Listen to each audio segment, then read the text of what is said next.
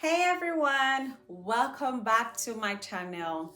If you've ever spoken to users, collected data, and still found yourself staring at a messy list like, make it faster, add this feature, I don't like this screen, then today's video is for you.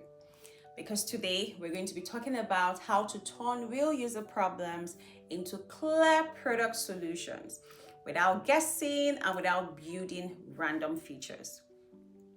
Now, this is one of the most important skill in product management because the best PMs don't just collect problems, they actually translate them into outcomes, decisions, and buildable solutions. Step one, separate requests from problems.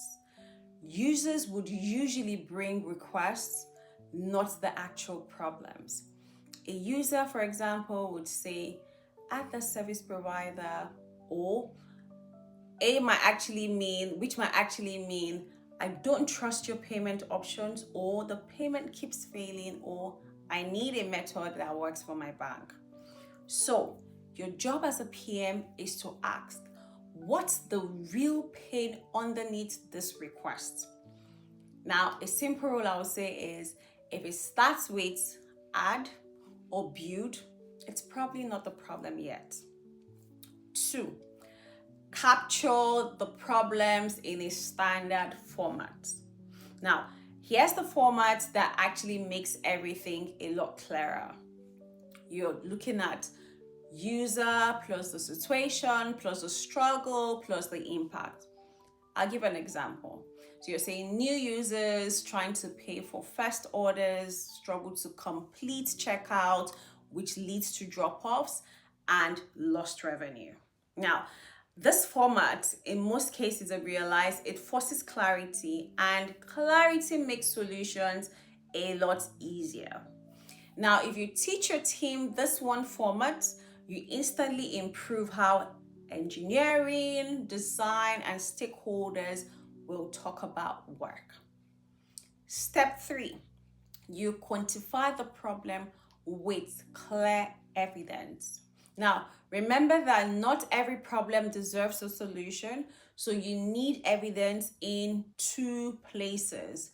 Very importantly, you're looking at the qualitative and the quantitative. Now, qualitative is where users say and feel, while the quantitative users actually do. So you're asking, how many users does this affect? How often does this happen? What's the impact on activation, conversion, retention, revenue, and even cost?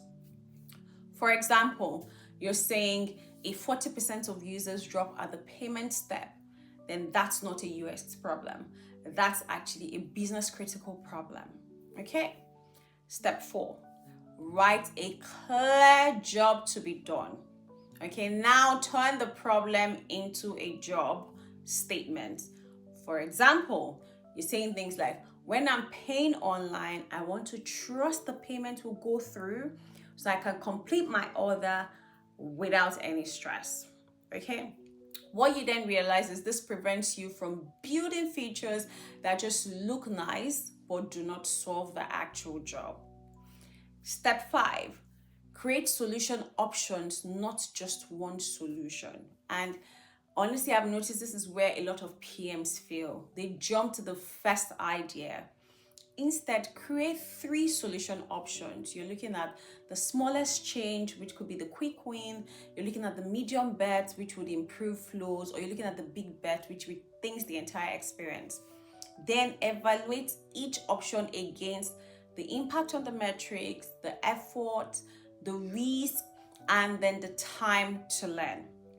Okay, if I'm citing another example, you're saying, for example, the smallest change, right, equals clearer error messages plus retry button.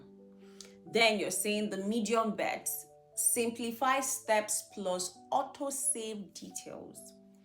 Big bets, add new payment rules plus trust signals plus faster confirmation. Now, step 6, define success before building. Every solution must have a success metric. I don't joke with that. Not a ship feature, but something like you are saying we're increasing payment success rate from X to Y, or we're saying we're reducing checkout drop-offs by X%, or we're cutting payment related tickets by X%. This is how you stop being a feature pusher and then you start being outcome driven. So the process is simple. Don't treat requests as just problems. You need to standardize how you write problems, use evidence to size them, translate into a job to be done, explore multiple solutions, and then define success before you go out building. If you want to practice this, you can drop one user complaint you've heard recently in the comments, like maybe payments keep failing or the app is confusing, and I'll show you how to rewrite it into a clean problem statement and using these 3 strong options. Okay? Now, did you find this video very interesting? Then please do go ahead, share, like, and don't forget to subscribe using the subscribe button, and I'll see you in my next video.